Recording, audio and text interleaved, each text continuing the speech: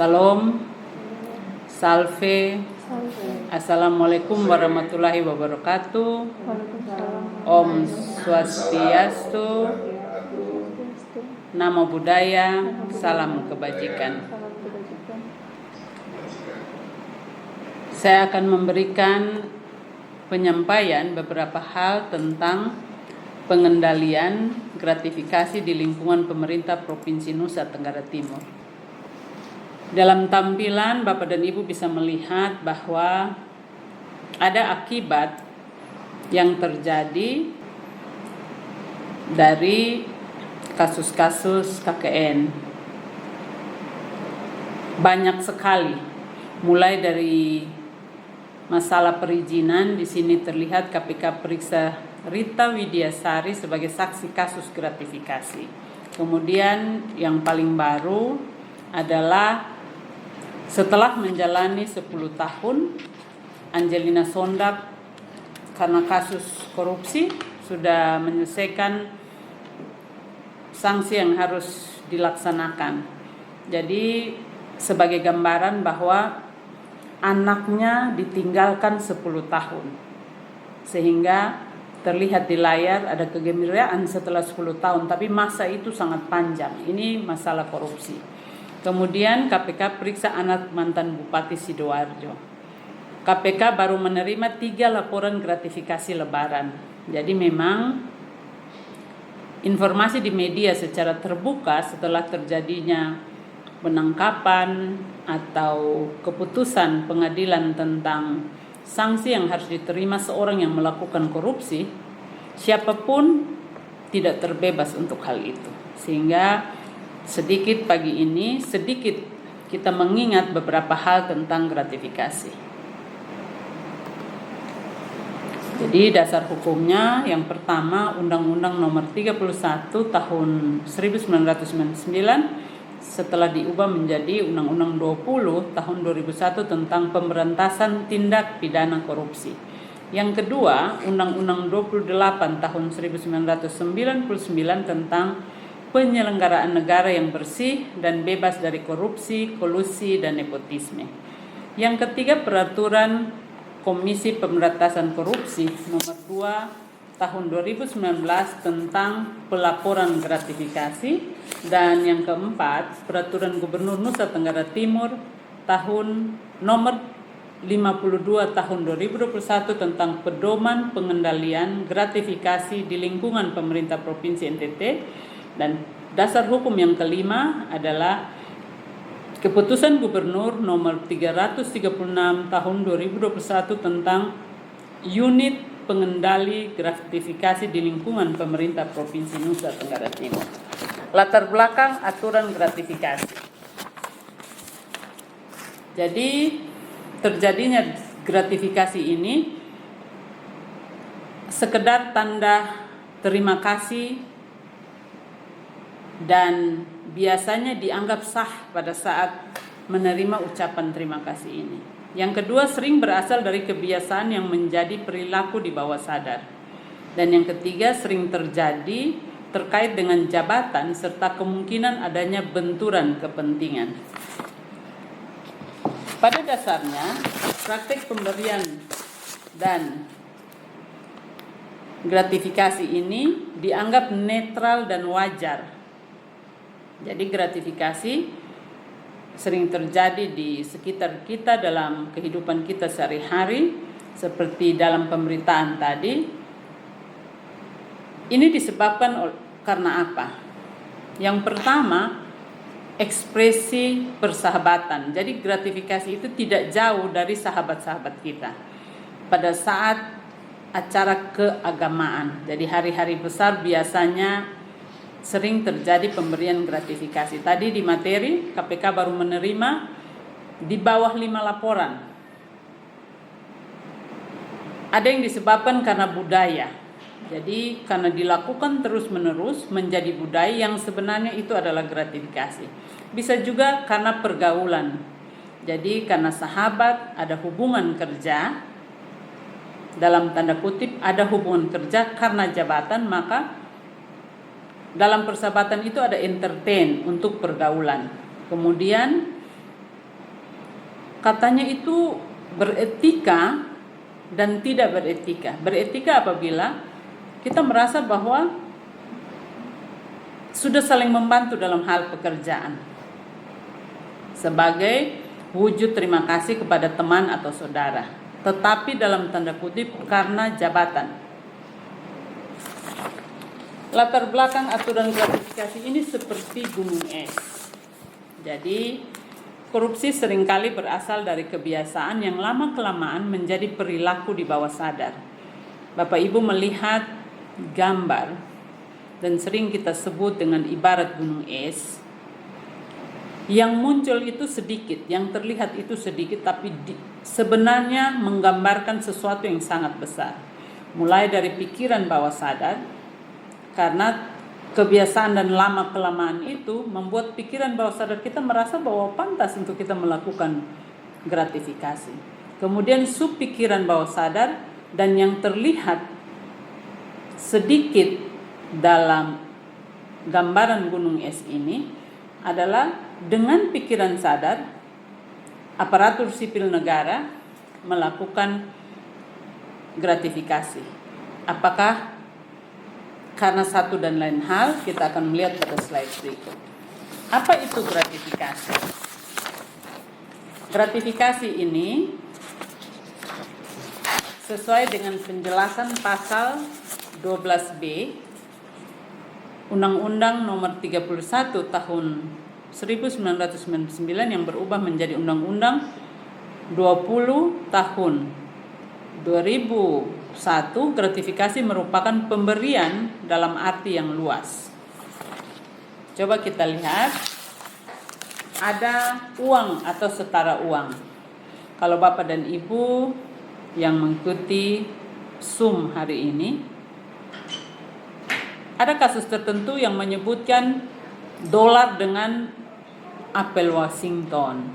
Nah, ini sebenarnya gambaran uang dan setara uang. Bisa dolar Amerika, karena kita dekat dengan Australia, mau pakai dolar Australia atau dolar Singapura. Ini termasuk dalam gratifikasi. Atau barang, atau diskon. Nah, diskon ini bukan diskon yang umum. Yang dimaksudkan adalah karena sebagai pejabat maka diberikan diskon khusus. Jadi bagi masyarakat tidak diberikan diskon, tetapi bagi pejabat tertentu diberikan diskon. Yang sebenarnya di balik itu seperti gambaran gunung es bahwa kita ada kerjasama karena jabatan tertentu. Yang berikutnya bentuk gratifikasi itu komisi. Karena berkali-kali dari waktu ke waktu menyebutkan bahwa dalam suatu urusan pekerjaan dia merasa diuntungkan sehingga dia memberikan komisi. Itu juga masuk gratifikasi. Kemudian pinjaman tanpa bunga. Dimanapun namanya pinjaman pasti harus adanya bunga. Tetapi yang masuk kategori gratifikasi adalah pinjaman tanpa bunga. Yang berikutnya adalah pengobatan cuma-cuma. Saya menyampaikan di sini untuk Bapak Ibu yang sedang mengikuti rapat Zoom. Sebenarnya sebagai manusia, kalau kita sakit itu sudah warning. Tuhan memberikan kesempatan kepada kita untuk diingatkan. Mungkin karena warning terlalu capek. Berarti kita melakukan tugas dan tanggung jawab berlebihan. Yang kedua bisa saja karena mengingatkan bahwa yang kita pakai ini bukan merupakan hak kita, atau yang kita ambil adalah hak orang lain.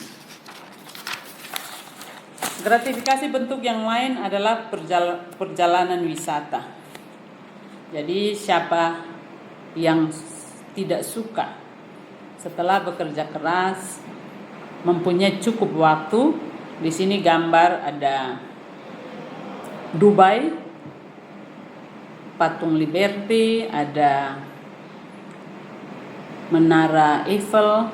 Nah, kalau yang sebelahnya adalah kota-kota besar lain di dunia. Nah, seringkali gratifikasi itu terselubung dengan pemberian perjalanan wisata. Yang berikutnya fasilitas penginapan. Biasa pernyataan yang disampaikan, udah diberesi kok Bu, sudah diberesi Pak.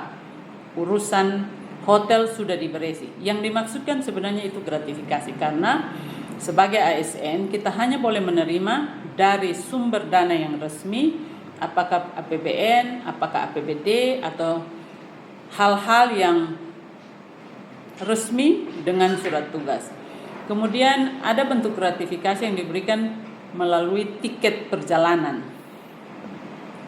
atau fasilitas lain. Nah, di sini ada gambaran bahwa ada entertain dengan wanita-wanita cantik yang diterima di dalam atau di luar negeri, dilakukan dengan atau tanpa menggunakan sarana elektronik. Kalau kita memperhatikan, saat ini sangat mudah dengan sarana elektronik, tapi tidak menutup kemungkinan dilakukan dengan sarana yang bukan elektronik. Perbedaan antara suap, pemerasan, dan gratifikasi. Jadi untuk suap, permisif untuk melakukan sesuatu. Jadi kita secara sadar memberikan kesempatan atau membolehkan, mengizinkan untuk melakukan sesuatu. Untuk pemerasan, permisif untuk meminta. Ini sedikit lebih berat, kan dia mulai menentukan berapa yang harus diberikan dengan cara paksaan. Kemudian gratifikasi, ini permisif untuk menerima. Jadi apakah kita menyerahkan atau menerima, sebaiknya tidak dilakukan karena itu adalah gratifikasi. Kalau terjadi gratifikasi, pegawai negeri atau penyelenggara negara wajib melapor gratifikasi yang diterima. Itu yang pertama, kita wajib untuk dilaporkan. Nanti kita lihat apa yang wajib dilaporkan dan gratifikasi yang tidak wajib dilaporkan. Dalam hal wajib dilaporkan, yang pertama, penerimaan dalam bentuk apapun. Yang kedua, diduga memiliki keterkaitan dengan jabatan pegawai. Dan yang ketiga, bertentangan dengan kewajiban atau tugas pegawai. Terkait dengan apa? Yang pertama, pegawai itu memberikan pelayanan kepada masyarakat. Yang kedua, proses penyusunan program, kegiatan atau anggaran. Jadi ini dimulai dari perencanaan, sudah terjadi perjanjian-perjanjian atau keinginan-keinginan yang mengarah kepada gratifikasi, suap atau korupsi. Yang ketiga, proses pemeriksaan, audit, review, evaluasi, dan atau pemantauan. Yang keempat, pelaksanaan perjalanan dinas di luar penerimaan sah resmi dari instansi yang memberikan perjalanan dinas tersebut. Jadi bisa saja perjalanan itu harus perjalanan ekonomi, tapi di-upgrade menjadi bisnis. Padahal haknya hanya bisa menerima perjalanan ke luar negeri dalam tugas resmi dengan perjalanan tiket ekonomi. Yang kelima, proses penerimaan, promosi atau mutasi pegawai. Ini juga harus dihati-hati untuk kita belajar. Yang keenam, pelaksanaan perjanjian kerja, kontrak, kesepakatan dengan pihak lain baik sebelum, selama maupun setelah pelaksanaan. Jadi memang gratifikasi yang direncanakan sampai di alam sadar itu dibuat dengan perencanaan yang baik. Bisa terjadi sebelum, selama kontrak itu dijalankan, ataupun setelah kontrak itu dijalankan. Dan yang ketujuh adalah pelaksanaan pekerjaan yang berhubungan dengan jabatan dan yang berlawanan dengan kewajiban atau tugasnya. Kita melihat gratifikasi yang harus dilaporkan atau wajib dilaporkan. Ungkapan terima kasih dari pegawai atau pihak ketiga pada hari raya keagamaan. Yang kedua, pemberian karena hubungan keluarga. Jadi sebenarnya yang perlu dihati-hati, karena benturan kepentingan, hubungan keluarga itu menjadi tidak aman. Karena bisa secara sadar atau tidak sadar memberikan pemberian karena tugas dan tanggung jawab saudara yang lain. Yang ketiga, pemberian dari pihak lain sebagai hadiah dalam pesta pernikahan, kelahiran, akikah, baptis, khitanan, potong gigi, atau upacara agama, adat, tradisi yang lain melebihi 1 juta dari masing-masing pemberian pada setiap kegiatan atau peristiwa tersebut dan memiliki benturan kepentingan. Yang keempat, pemberian dari pihak lain terkait dengan musibah, bencana yang dialami oleh pegawai. Bapak, ibu mertua, suami istri atau anak pegawai yang menerima gratifikasi melebihi 1 juta per orang dari masing-masing pemberi dan memiliki benturan kepentingan. Dan yang kelima, pemberian sesama pegawai dalam rangka pisah sambut, pensiun, promosi jabatan, ulang tahun, tidak dalam bentuk uang, tetapi bentuk cek, giro, saham, deposito, voucher, pulsa, dan lain-lain yang mempunyai nilai lebih besar dari 300.000 per pemberian per orang dengan nilai keseluruhan paling banyak 1 juta dalam 1 tahun dari pemberian yang sama. Kita lihat gratifikasi yang tidak wajib lapor. Pemberian dari keluarga sepanjang tidak terdapat konflik kepentingan. Yang kedua, keuntungan atau bunga dari penempatan dana investasi kepemilikan saham pribadi yang berlaku umum. Jadi kalau kita punya investasi, ya memang wajib kita mendapatkan sejumlah dana atau uang, dan itu tidak wajib dilaporkan. Manfaat dari koperasi. Yang berikutnya, perangkat dan perlengkapan diberikan kepada peserta dalam kegiatan kedinasan seperti seminar, workshop, conference, pelatihan atau kegiatan sejenis yang berlaku umum. Yang kelima, hadiah tidak dalam bentuk uang atau alat tukar lainnya yang dimaksudkan sebagai alat promosi dan sosialisasi yang menggunakan logo atau pesan sosialisasi sepanjang tidak memiliki konflik kepentingan dan berlaku umum. Jadi kalau di inspektorat, poin ini tidak boleh ada. Tapi kalau di rumah sakit ada poin yang seperti ini karena banyak kerjasama pada saat kegiatan-kegiatan tertentu. Dan yang berikutnya, hadiah apresiasi penghargaan dari kejuaraan lomba kompetisi yang diikuti dengan biaya sendiri dan tidak terkait dengan kedinasan. Yang berikutnya, penghargaan baik berupa uang atau barang yang dikaitkan dengan peningkatan prestasi kerja yang diberikan oleh pemerintah sesuai dengan peraturan perundang-undangan yang berlaku. Hadiah langsung atau undian, diskon, voucher, point reward, atau souvenir yang berlaku umum dan tidak terkait kedinasan. Jadi kalau kita ke supermarket, semua orang diberikan diskon, voucher, yaitu berlaku untuk umum. Yang tidak dibolehkan, yang wajib dilapor tadi sebelumnya, apabila khusus voucher itu hanya diberikan kepada seorang ASN karena jabatannya. Yang berikutnya, kompensasi atau honor atas profesi di luar kegiatan dinas. Itu tidak wajib dilapor. Kompensasi yang diterima terkait kegiatan kedinasan seperti honorarium, transportasi, tetapi dalam pembiayaan untuk ditetapkan sesuai dengan standar biaya di instansi, tetapi tidak dengan pembiayaan rangkap atau ganda. Jadi untuk kompensasi kedinasan karena honorarium satu kegiatan, tetapi pembayarannya dari 2 pos, kegiatannya sekali. Nah, itu yang tidak dibolehkan. Yang dibolehkan adalah tidak pada pembiayaan ganda. Dan yang berikutnya, karangan bunga sebagai ucapan yang diberikan dalam acara seperti pertunangan, pernikahan, kelahiran, kematian, akikah, baptis, khitanan, potong gigi, upacara adat atau agama, pisah sambut, pensiun, promosi jabatan. Pemberian terkait dengan pertunangan, pernikahan, kelahiran, dan lain-lain, kegiatan agama dengan batas nilai sebesar 1 juta. Yang kedua, yang berikutnya, pemberian terkait musibah atau bencana dialami oleh penerima gratifikasi diri, penerima gratifikasi suami, istri, anak, bapak, ibu, mertua, menantu, penerima gratifikasi sepanjang tidak terdapat konflik kepentingan dan memenuhi kewajaran dan kepatuhan. Yang berikutnya, pemberian sesama rekan kerja. Memang karena bekerja dari waktu ke waktu, karena pisah sambut, pensiun, mutasi, dan lain-lain, maka bentuk uang atau alat tukar itu paling banyak senilai 300.000 dan setiap pemberian per orang dengan total pemberian tidak melebihi 1 juta dalam 1 tahun dari pemberian yang sama sepanjang tidak terdapat konflik kepentingan.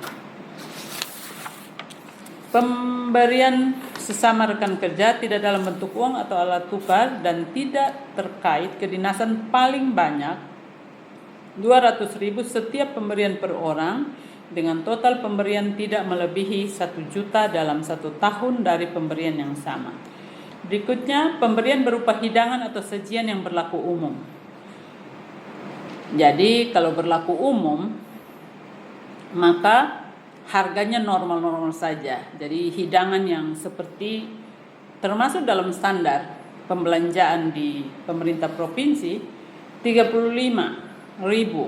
Tapi akan menjadi aneh, dia akan masuk di kelompok yang wajib lapor kalau pemberian hidangan itu 5 juta, 10 juta.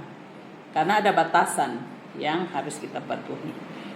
Dan yang terakhir adalah pemberian cenderamata plakat kepada instansi dalam rangka hubungan kedinasan dan kenegaraan baik di dalam maupun luar negeri sepanjang tidak diberikan untuk individu, pegawai, atau penyelenggara negara.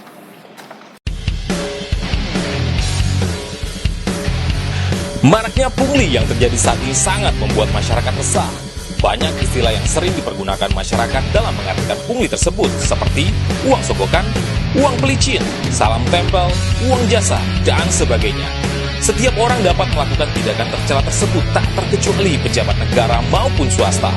Upaya pencegahan praktik pungli dapat dilakukan dengan mengawasi pelayanan publik agar potensi penyimpangan yang terjadi dapat diminimalisir. Yang terpenting adalah semua instansi pelayanan publik harus menerapkan standar pelayanan publik agar masyarakat yang membutuhkan pelayanan memiliki kepastian, baik prosedur, persyaratan, biaya, maupun kepastian waktu penyelesaian pelayanan. Jika terdapat pelayan yang tidak memadai sampai pelanggaran kode etik, masyarakat dapat melapor dengan membuka website saberpungli.id, lalu klik lapor dan ikuti prosedurnya. Mari bersama cegah dan laporkan pungli.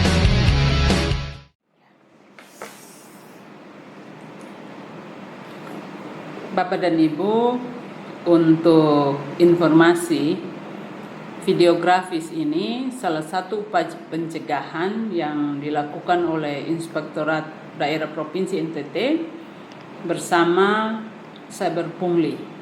Jadi dalam pencegahan korupsi, pencegahan gratifikasi, kerjasama dengan Cyber Pungli dengan MCP KPK, banyak video grafis yang sudah disampaikan untuk mengingatkan di level masyarakat, di level pemerintah, dan itu sudah disampaikan mulai setahun lalu.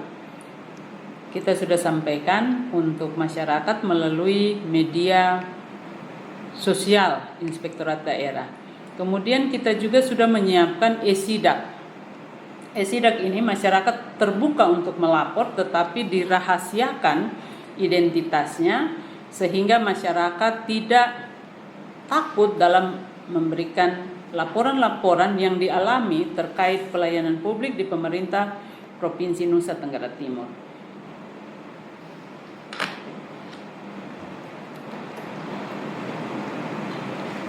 Nah, untuk pemberian atas permintaan, apa yang harus dilakukan apabila pegawai diminta oleh atasan langsung untuk memberikan hadiah, cenderamata, atau hiburan.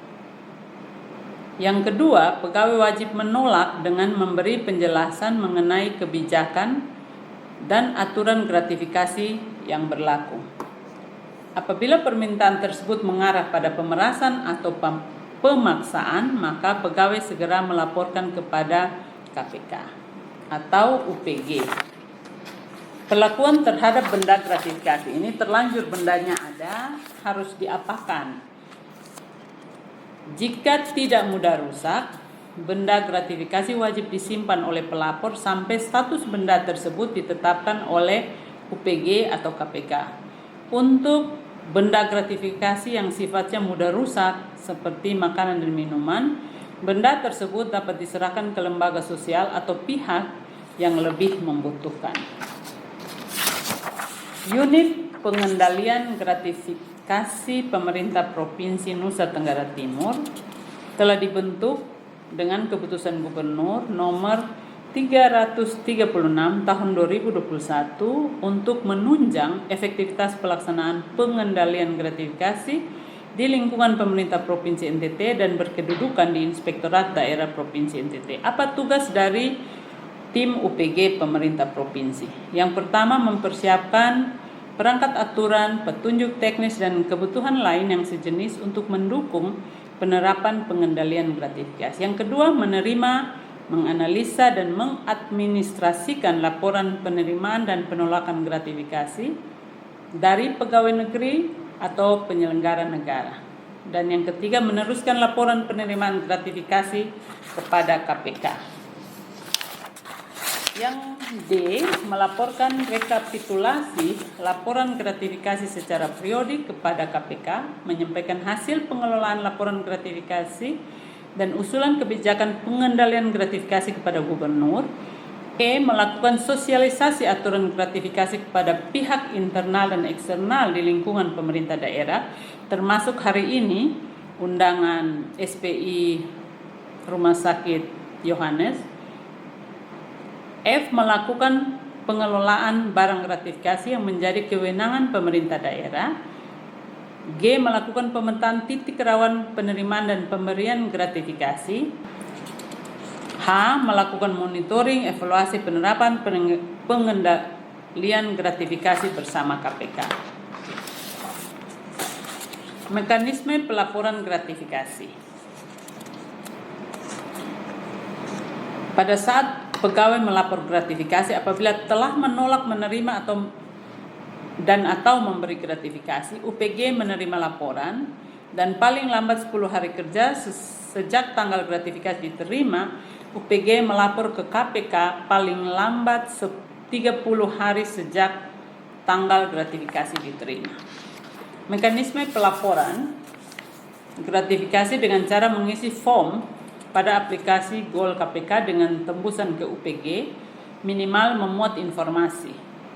Jadi pelapor bisa juga masuk ke aplikasi langsung, tetapi CC-nya ke UPG. Informasi yang harus disampaikan itu identitas penerima berupa nomor induk kependudukan, nama dan alamat lengkap, dan nomor telepon. Yang kedua, informasi pemberian gratifikasi. Yang ketiga, jabatan penerima gratifikasi. Yang keempat, tempat dan waktu penerimaan gratifikasi. Yang kelima, uraian jenis gratifikasi yang diterima, nilai gratifikasi yang diterima, kronologis peristiwa penerimaan gratifikasi, dan bukti dokumen data dukung terkait laporan gratifikasi. Formulir isian laporan dapat disampaikan dalam bentuk tertulis secara langsung kepada UPG atau melalui aplikasi sesuai ketentuan. Untuk dokumentasi benda gratifikasi, difoto dan dokumen benda gratifikasi harus dilampirkan dalam laporan gratifikasi. Media pelaporannya UPG Pemprov NTT. Untuk yang berkeinginan untuk datang langsung, UPG Provinsi ada di Inspektorat Daerah Provinsi Nusa Tenggara Timur, Jalan Palapa nomor 6, Oibobo Kupang. Kita menyiapkan tempat atau ruang konsultasi publik. Jadi boleh datang langsung. Kalau CC ke UPG, ingin masuk langsung ke aplikasi Goal KPK, atau mengirim melalui form isian ke alamat UPG pemerintah provinsi dan akan dilanjutkan ke KPK. Tindak lanjut pelaporan. Pelapor gratifikasi melapor kepada UPG, direview UPG, ditindaklanjuti dan UPG melanjutkan ke KPK. Klarifikasi atau verifikasi apabila dibutuhkan, maka pelapor wajib memenuhi permintaan klarifikasi oleh UPG dan atau KPK jika diperlukan informasi lebih lanjut. Kemudian akan ada keputusan penetapan status menjadi milik negara barang gratifikasi itu, atau dikelola KPK atau UPG, atau milik penerima dengan melakukan pembayaran.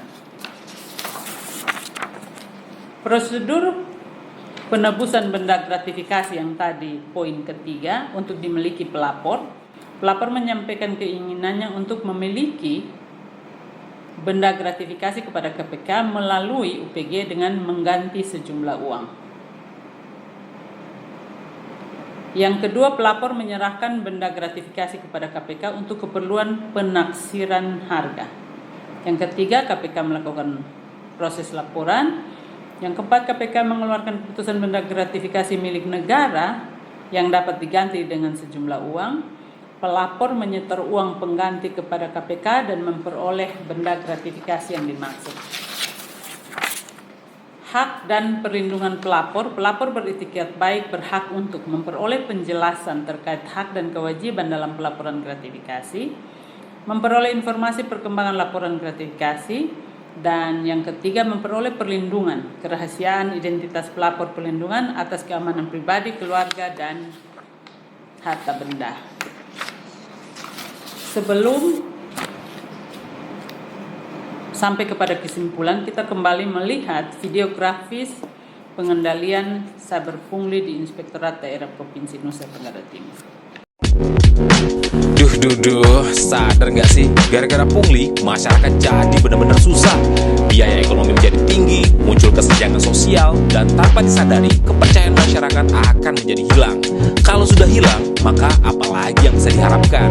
Jadi, agar kepercayaan tidak hilang, maka seluruh aparatur pemerintahan harus bersungguh-sungguh melakukan berbagai upaya untuk memberantas pungli. Bahkan lebih dari itu, harus berupaya maksimal untuk mencegah jangan sampai ada pungli. Lahirnya Perpres nomor 87 tahun 2016 tentang Satuan Tugas Saber Bersih Pungutan Liar atau Saber Pungli harus menjadi cita-cita nasional dalam membersihkan segala jenis pungli dalam kehidupan sosial kemasyarakatan dan tata pemerintahan. Ayo, stop pungli dan stop buat masyarakat menjadi susah karenanya. Bisa?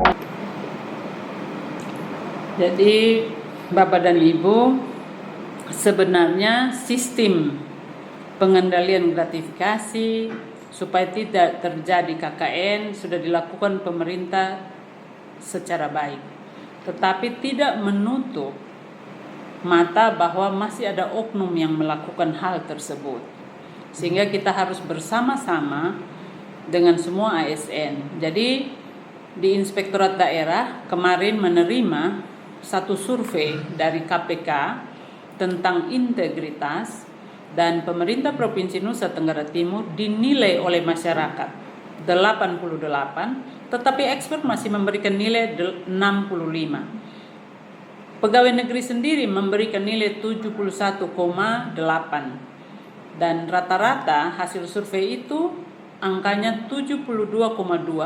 Kita masih di bawah nasional, standar nasional 72,4.